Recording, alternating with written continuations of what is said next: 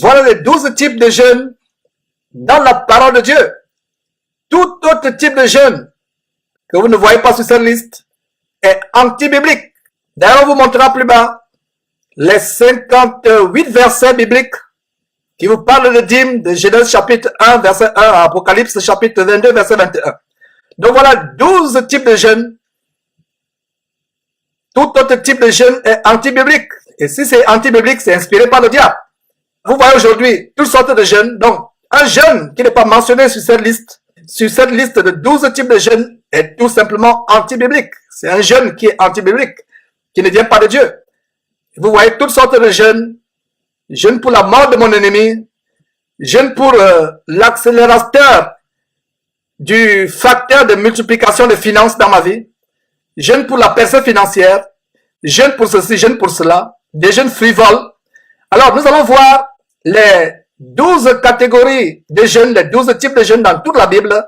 Notez tout simplement et vérifiez plus tard ces versets bibliques. Le premier type de jeûne, c'est le jeûne pour la victoire dans les combats, ou la délivrance des ennemis, ou la protection contre les ennemis. Que ce soit le combat physique ou spirituel, quelqu'un vous attaque, une armée campe contre vous de manière invisible sur le plan spirituel. Vous pouvez prier Dieu, jeûner pour être délivré sur la base de la parole de Dieu. La parole de Dieu dit dans Jacques chapitre 4, verset 3, vous demandez et vous ne recevez pas parce que vous demandez mal. L'un des blocages à l'exaucement des prières, c'est prier ne connaissant pas la volonté de Dieu, prier étant dans l'ignorance. Osée 4, 6 dit, mon peuple est détruit parce qu'il lui manque la connaissance. Nous devons prier en nous fondant sur la parole de Dieu. La même chose avec le jeûne. Nous devons jeûner en nous fondant sur les exemples bibliques du jeûne. Donc nous avons le jeûne pour la victoire dans les combats. Et nous, chrétiens, quand nous parlons de combat, nous parlons de combat spirituel. Sur la base d'Éphésiens chapitre 6, à partir du verset 12, nous ne luttons pas contre la chair et le sang, mais nous luttons contre l'armée du diable, contre le royaume des ténèbres. Donc le jeûne pour la victoire dans les combats spirituels, ou la délivrance des ennemis, ou la protection contre ses ennemis. Alors vous avez les versets Juges chapitre 20 verset 26, 2 Chroniques chapitre 20 verset 3, Esdras chapitre 8 verset 22 à 23, Esther chapitre 4 verset 3, Esther chapitre 4 verset 16, Esther chapitre 4 verset 39, plutôt Esther chapitre 9 verset 31, Somme chapitre 69 verset 10, Somme 109 verset 24. En deuxième position, on a le jeûne de repentance des péchés, de brisement ou d'humiliation devant Dieu. Donc, il peut vous arriver, quand on vous prêche la repentance, vous n'êtes pas un chrétien, on vous prêche Christ, on vous prêche la parole de Dieu, la bonne nouvelle, et avant de passer par les eaux du baptême, vous devez expérimenter la repentance du péché. Et la repentance s'accompagne par le brisement de cœur, l'humiliation devant Dieu. Regrettez amèrement votre vie passée, ce que vous avez fait. Cette fornication, ce sexe avant le mariage, cet adultère, ce divorce, cette homosexualité, toutes ces choses que vous avez faites. Les vols, les mensonges, les escroqueries, les cestes, peu importe ce que vous avez fait. Vous répandez votre cœur devant Dieu, vous vous humiliez devant Dieu. Le jeûne de repentance des péchés. Est-ce que les chrétiens savent qu'il y a un jeûne de repentance des péchés? Nous devons lire notre Bible, mes frères et sœurs, jeûner et prier sur la base de la parole de Dieu. Vous prenez un temps où vous répandez votre âme devant Dieu dans un état de brisement de cœur. Vous humiliez votre âme devant Dieu sur la base des versets suivants. Notez ces versets s'il vous plaît. 1 Samuel chapitre 7 verset 6. 1 Samuel chapitre 31 verset 13. 1 Roi chapitre 21 verset 27 à 29. Néhémie chapitre 9 verset 1 à 2. Psaume 35, 13, Daniel chapitre 9 verset 3, Joël chapitre 1 verset 13 à 14, Joël chapitre 2 verset 12 et 15, Jonas chapitre 3 verset 5. D'ailleurs, on a fait une émission sur Jonas.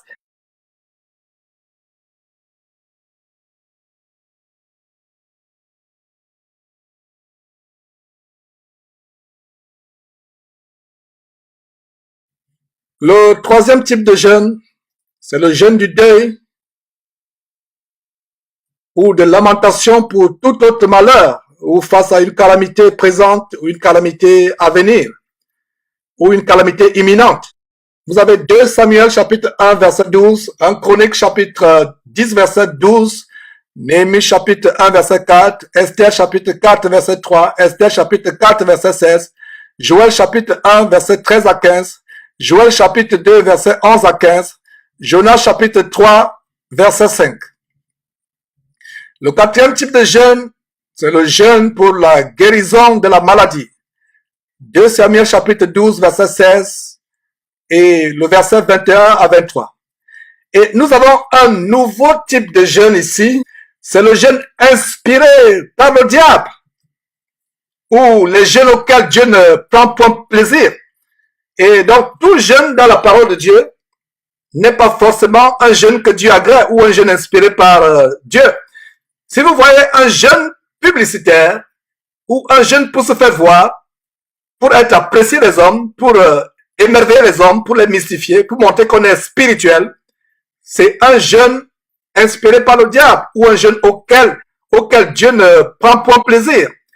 Et il y a une histoire assez intéressante, comment une abominable femme, la femme du roi Achab, Jézabel, une abominable femme qui inspire un jeûne.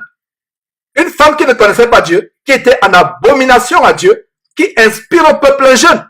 Mes frères, incroyable. C'est incroyable. Donc, 1 Roi, chapitre 21, versets 9 à 12, nous montre comment Jézabel, cette abominable femme, la femme du roi Achab, a inspiré un jeûne, a décrété un jeûne, et c'était un jeûne sous l'inspiration de Satan. C'est le cas des jeûnes programmés de nos jours par des faux prophètes et des prophétesses comme Maman Olangui qui prétend jeûner 23 jours, plusieurs fois par an. Mais quand vous voyez son embonpoint, comment il est gracieux d'embonpoint, alors que les personnes maigrissent dans sa domination, vous comprenez que c'est des jeûnes à la Jézabel. Donc voilà comment Jézabel décrète un jeûne. Donc ces abominations où les gens décrètent des jeûnes, jeûne de ceci, jeûne de cela, mes frères et sœurs, pouviez-vous imaginer dans la Bible des jeûnes inspirés, décrétés par des faux apôtres, des faux prophètes, des fausses prophétesses? Le jeûne décrété par Isabelle, roi d'Achab, un jeûne inspiré par le diable. C'est le cas aujourd'hui. J'ai parlé de Maman Langui, Maman 100 jours. Au Congo, à travers le monde, il y a d'ailleurs une femme qui est morte en Côte d'Ivoire après avoir tenté un jeûne de 40 jours. Incroyable. Voilà donc des jeûnes qui sont inspirés par Satan, comme le cas de ces pasteurs qui sont morts, noyés, pour avoir tenté la traversée d'un fleuve ou d'une rivière, ou d'avoir tenté de marcher sur l'eau, comme Jésus-Christ. Et la personne meurt. Et quand la personne meurt, qu'est-ce que vous concluez? C'était inspiré par Satan. La Bible dit que personne ne tente Dieu. On ne tentera pas Dieu. C'est un commandement du Seigneur. Donc, ces jeûnes qui sont faits par ces abominables personnes, c'est des jeûnes inspirés par Satan. Jeûne de 40 jours, jeûne de 23 jours. Ce serait risqué, mon frère, ma soeur qui m'écoute, de tenter un jeûne de plus d'une semaine, 2 semaines, 3 semaines. Vous allez risquer la mort. Il y a le cas des personnes qui sont mortes dans cette abomination de Maman Langui. Et d'ailleurs, on a montré le témoignage aussi de sa sœur qui a témoigné des choses abominables, des sacrifices humains, des abominations qui se passent. Bref, voilà l'exemple de Jézabel qui décrète un jeûne. Donc, toutes ces femmes, Maman Langui, Maman 100 jours, qui se vantent d'avoir fait un jeûne de 100 jours, et quand vous voyez ces personnes, le dénominateur commence que ces personnes sont gracieuses d'un bon point, mais elles font des jeûnes de 100 jours. Incroyable. Donc, le jeûne décrété par Isabelle est aujourd'hui décrété par les filles, petites filles, arrière-petites filles, descendantes d'Isabelle, comme Maman Langui et autres. J'espère que vous avez très bien compris. Donc, non seulement il y a des jeûnes décrétés, inspirés par Satan, par ses agents, mais il y a aussi les jeûnes auxquels même les chrétiens ou les serviteurs de Dieu ce livre et auquel Dieu ne prend plaisir. D'ailleurs, nous allons partager 3 passages. Ésaïe chapitre 58, verset 3. Ésaïe 58, verset 3 à 7. Ce genre de jeûne auquel Dieu ne prend pas plaisir. Et nous voyons en Ésaïe chapitre 58, verset 2. Commençons par le verset 1. Dieu dit à Ésaïe ceci, ce grand prophète, crie à plein gosier, ne te retiens pas, et lève ta voix comme une trompette, et annonce à mon peuple ses iniquités, à la maison de Jacob ses péchés. Voilà justement le travail que nous faisons derrière Jésus-Christ TV. Il y a des gens qui disent, Georges, arrête de crier, tu passes le temps à crier, à prêcher sur le péché, à monter aux gens les péchés, à dénoncer les péchés, à prêcher contre les péchés. Tu cries, arrête de crier. Mon frère, ma soeur, si tu n'aimes pas mon cri, ne t'apprends pas moi, apprends-toi à Dieu qui me dit sur la base d'Ésaïe 58, verset 1, crie à plein gosier, ne te retiens pas, et lève ta voix comme une trompette comme cette trompette Jésus-Christ TV, et annonce à mon peuple ses iniquités, peuple de Dieu, quand le Christ à travers le monde, nous vous annonçons les iniquités qui ont infiltré le corps de Christ, l'homosexualité, les abominations, les pasteurs francs-maçons, les pasteurs sorciers qui font de grandes choses. Regarde le verset 2. Et ce verset 2 nous montre comment beaucoup de personnes jeûnent en vain. Verset 2, verset 3, verset 2. Tous les jours, ils me cherchent, ils veulent connaître mes voies, comme une nation qui aurait pratiqué la justice et n'aurait pas abandonné la loi de son Dieu. Ils me demandent des arrêts de justice, ils désirent l'approche de Dieu. Voilà, des gens qui veulent chercher, qui veulent connaître les voies de Dieu, mais ils sont éloignés de Dieu. Ils sont éloignés de Dieu. Et regarde le verset 3. Verset 3. Que nous sert de gêner si tu ne vois pas? Voilà, ils se lamentent. La maison de Jacob se lamente en disant, Dieu, que nous sert-il de gêner si tu ne vois pas? Dieu ne peut pas voir ton jeûne, tes prières. Si tu jeûnes pour te faire voir, pour te faire passer pour un super spirituel ou pour une grande prophétesse, tu te fais voir. Parce que Jésus-Christ a dit, quand tu jeûnes, entre dans ta chambre, personne ne doit même savoir que tu es en train de jeûner. Entre dans ta chambre quand tu jeûnes, ne te fais pas voir. Ne prends pas un air triste. N'aborde pas sur ton visage une fausse tristesse pour passer par un super spirituel.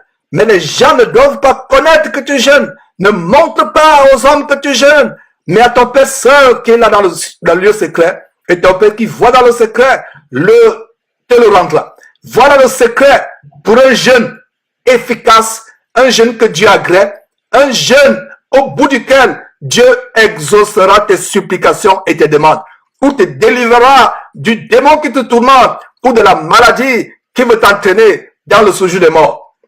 Voilà. La maison de Jacob, ces gens s'écrient, que nous sert de gêner si tu ne vois pas. Nous continuons verset le verset, de mortifier notre âme.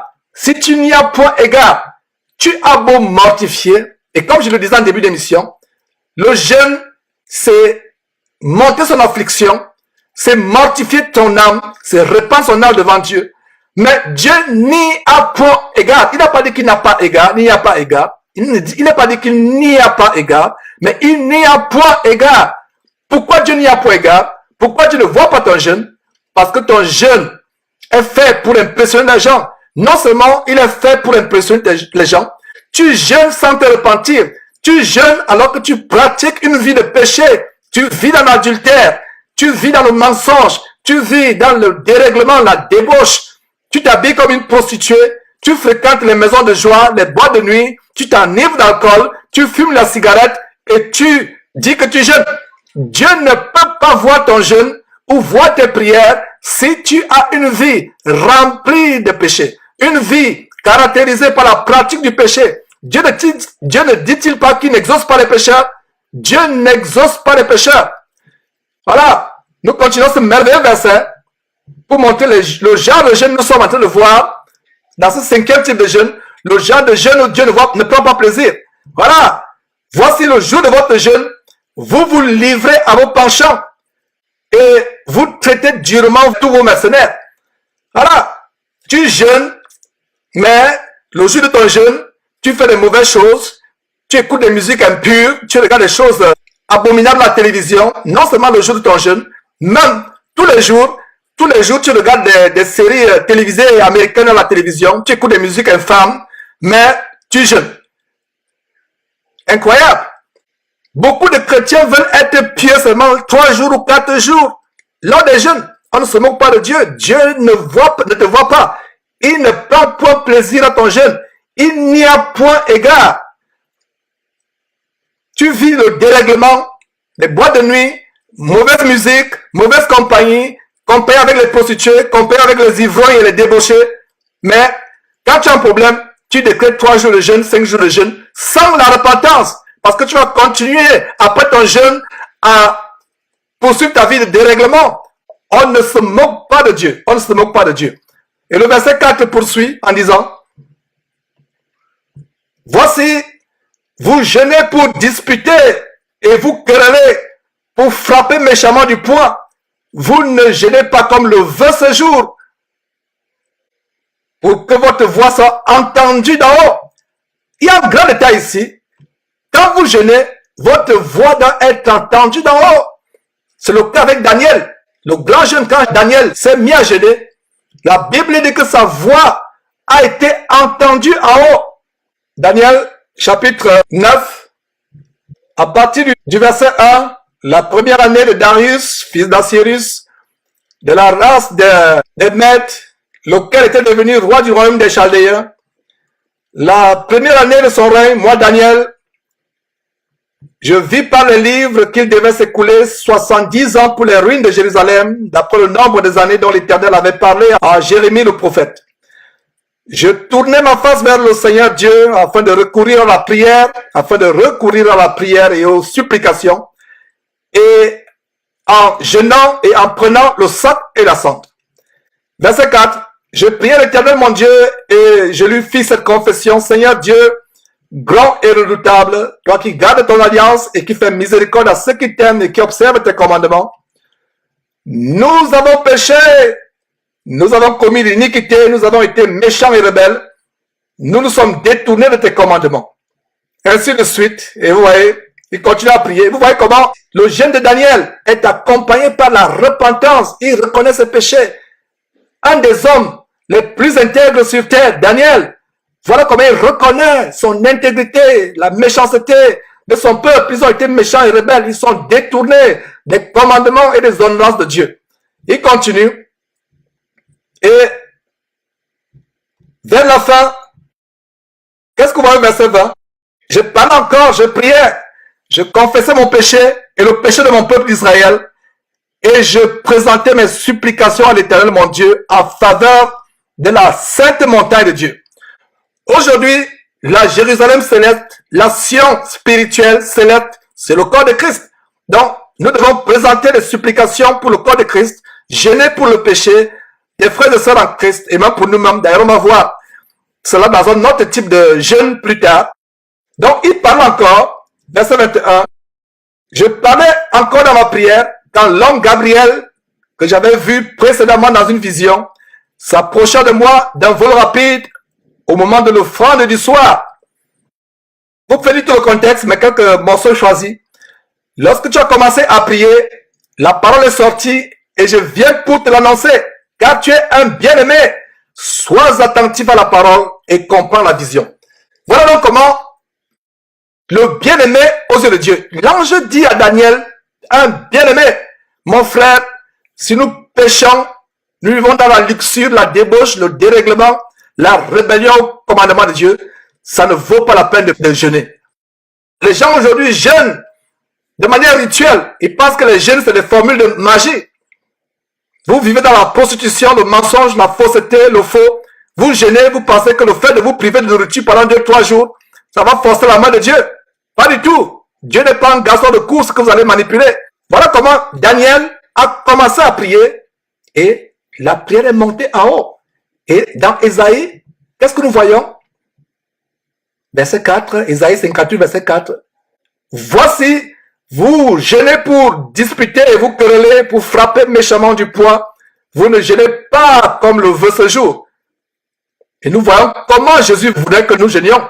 De manière discrète, de manière privée, étant joyeux. Donc, vous ne jeûnez pas comme le veut ce jour, pour que votre voix soit entendue d'en haut.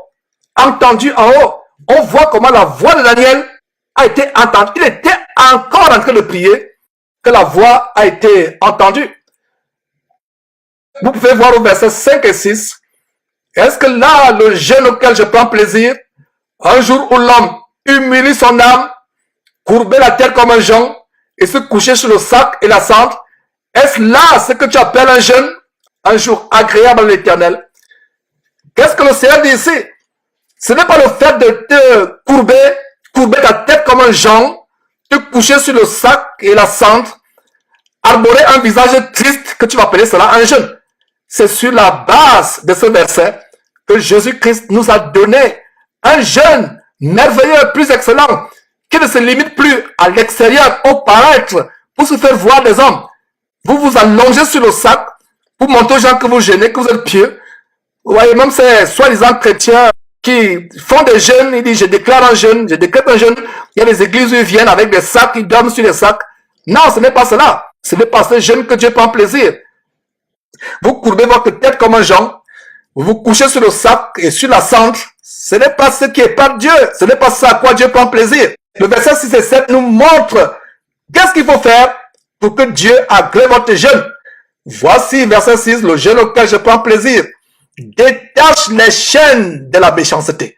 Mon frère, ma soeur, si tu veux jeûner et avoir un jeûne qui est agréé par Dieu, détache les chaînes de la méchanceté. Dénoue les liens de la servitude, le péché qui te rend esclave, le péché qui te met dans la servitude, qui te rend asservi. Délie les liens, dénoue les liens de la servitude, renvoie les opprimés que tu as enfermés dans ton cœur, les personnes dans ton cœur que tu ne veux pas pardonner. La Bible dit, quel que soit le mal que quelqu'un vous a fait, pardonnez, pardonne même tes ennemis. Les pires ennemis, pardonne-leur. Renvoie les opprimés. Libère les gens de ton cœur. Ton cœur s'est transformé en une prison où des personnes sont enfermées. Renvoie libre les opprimés. Et qu'on rompe toute espèce de joug. Les personnes que tu as rendues esclaves, spirituellement, physiquement, ou que tu as enfermées, comme je le disais, dans ton cœur. Libère ces gens. Pardonne-leur. Fais-les sortir de ton cœur. Libère-les de ton cœur. Pardonne-leur. Il n'y a plus de grâce, de ressentiment, d'animosité à leur égard. Verset 7. Partage ton pain avec celui qui a faim et fais entrer dans ta maison les malheureux sans asile. Voilà. Même les pauvres que vous ne connaissez pas. Exercez l'hospitalité, car certains, en le faisant, ont hébergé les anges sans le savoir. Si tu vois un homme nu ou un pauvre, couvre-le et ne te détourne pas de ton semblable. Aime ton semblable comme toi-même. Voilà le jeûne auquel Dieu prend plaisir. Si tu te comportes comme cela, ton jeûne sera agréé. Et le verset 8 dit, alors ta lumière poindra comme l'aurore. La lumière jaillit au milieu des ténèbres. Avant ton jeûne, tu traversais un tunnel ténébreux de maladies, de problèmes, de fardeaux, des choses terribles. Alors, la promesse merveilleuse du verset 8, ta lumière poindra comme l'aurore et ta guérison germera promptement. La guérison, tu as peut-être fait ce jeûne pour guérir, pour avoir la délivrance, pour échapper à la mort. La Bible promet que si tu jeûnes, étant une personne qui obéit à Dieu, qui est bonne, qui se détourne du mal, alors la lumière poindra comme l'aurore du milieu des ténèbres et ta guérison germera promptement. Ta justice marchera devant toi et la gloire de l'Éternel t'accompagnera. Verset 9, alors tu appelleras et l'Éternel répondra, tu crieras et il dira, me voici. Si tu es loin du milieu de toi, le joug, tout ce qui te retient captif, la captivité du péché, les gestes menaçants et les discours injurieux. Verset 10, si tu donnes ta propre subsistance à celui qui a faim, si tu rassasies l'âme indigente, ta lumière se lèvera sur l'obscurité et tes ténèbres seront comme le midi. Vous pouvez lire tout le contexte, comment l'Éternel sera toujours votre guide, il rassasiera votre âme dans les lieux arides, même au milieu de la famine, il redonnera de la vigueur à tes membres. Tu seras comme un jardin arrosé, toujours au verset 11, comme une source dont les eaux ne taillissent pas. Mes frères, voilà quelques détails tellement importants sur le jeûne auquel Dieu prend plaisir. Et nous avons aussi Jérémie, chapitre 14, verset 12, toujours le jeûne auquel Dieu prend plaisir. Jérémie, chapitre 14, verset 12. S'ils jeûnent, je n'écouterai pas leurs supplications. S'ils offrent des holocaustes et des offrandes, je ne les agréerai pas, car je veux les détruire par l'épée, par la famine et par la peste. Voilà un jeûne auquel Dieu détourne sa tête. Voilà mes frères et sœurs, et nous avons notre verset.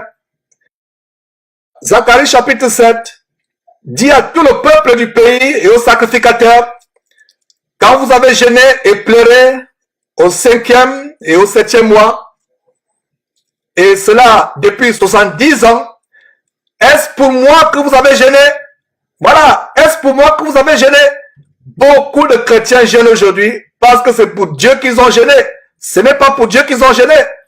Repartons encore dans Matthieu chapitre 6, verset 16.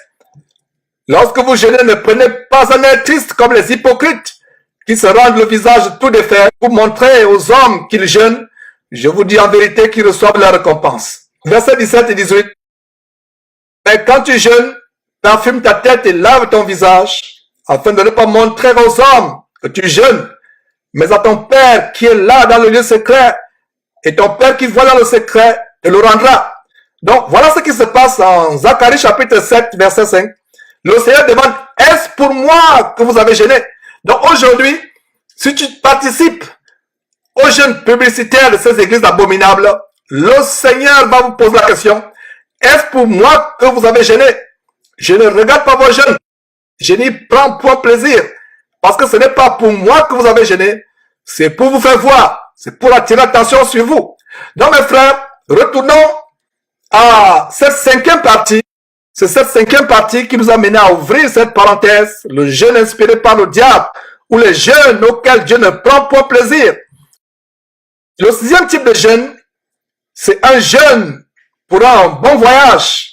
Et nous avons cela dans Esdras, chapitre 8, versets 21 et 23. Le jeûne pour le voyage. Esdras, chapitre 8, versets 21 à 23. Est-ce que vous savez, mes frères et sœurs, que vous pouviez jeûner pour votre voyage? Vous avez un voyage en vue. Vous jeûnez pour ce voyage sur la base d'Esdras, chapitre 8, versets 21 à 23. D'ailleurs, nous avons cette grande écriture qui nous donne une promesse par rapport à nos voyages.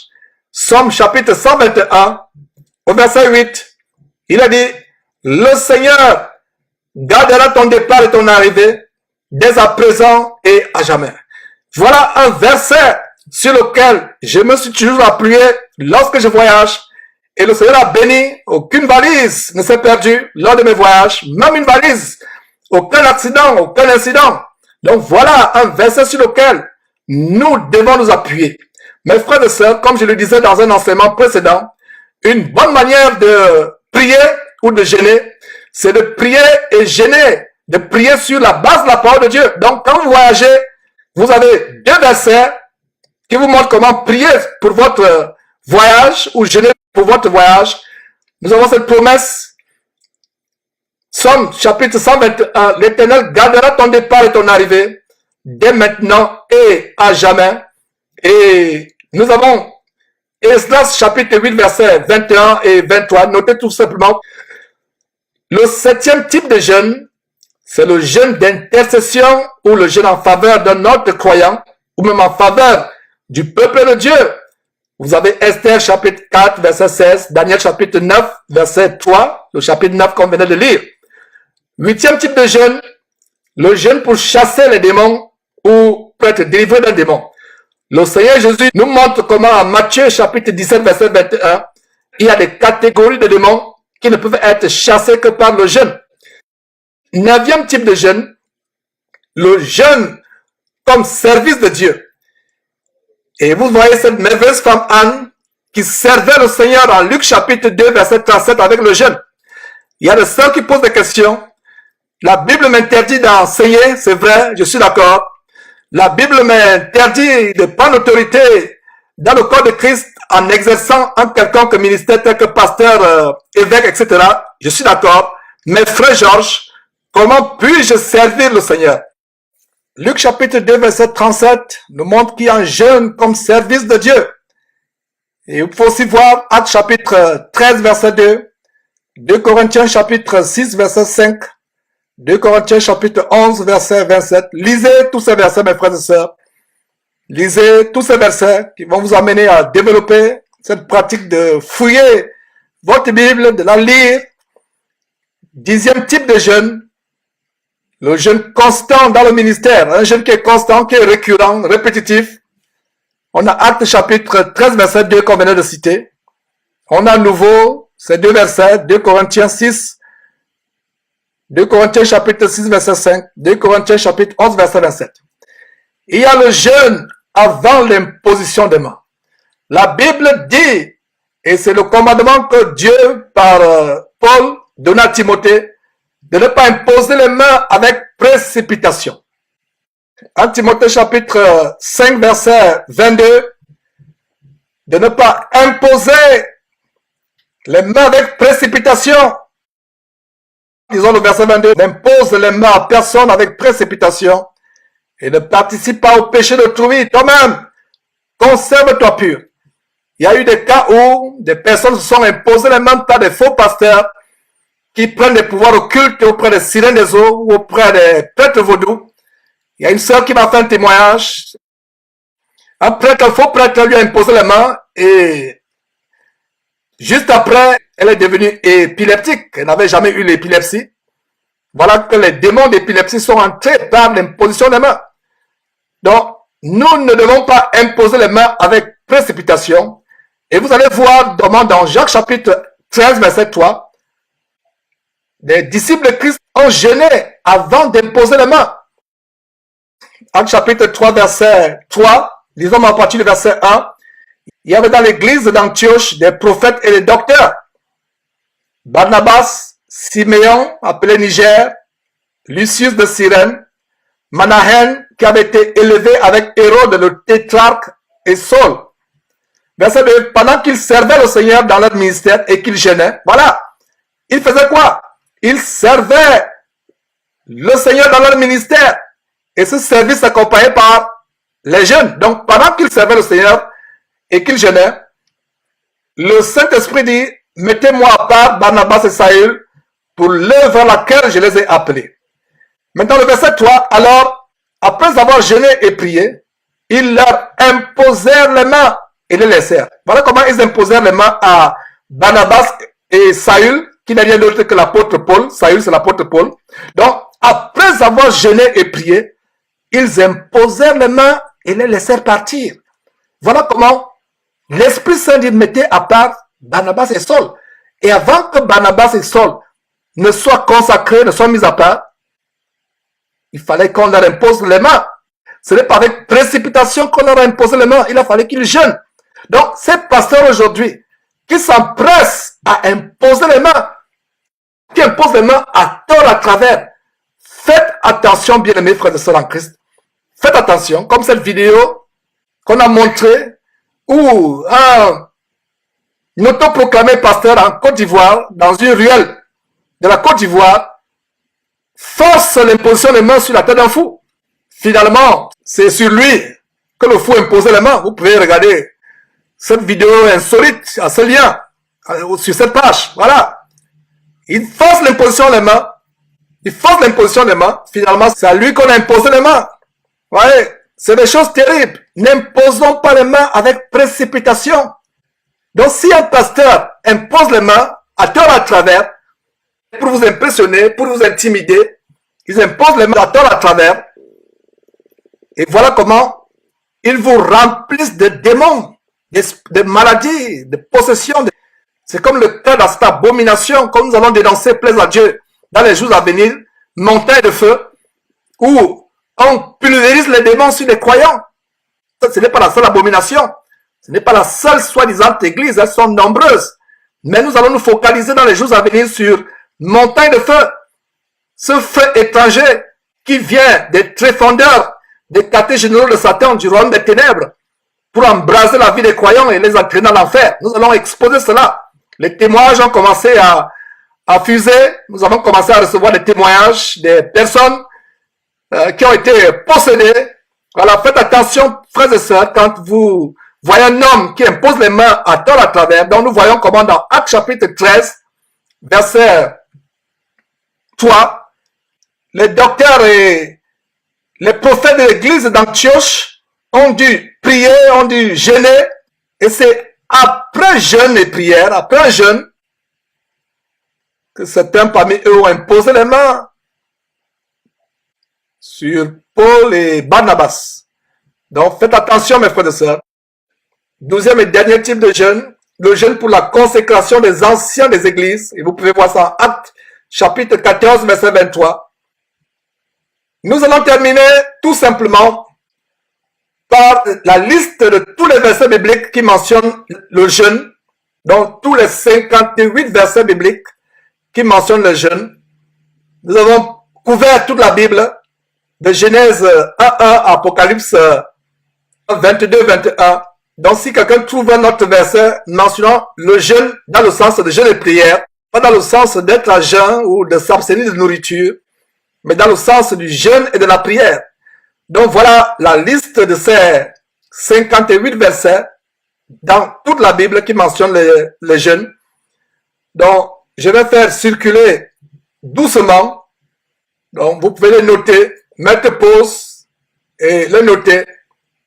Plaise à Dieu, nous pourrons avoir le fichier de ces versets, tous ces versets.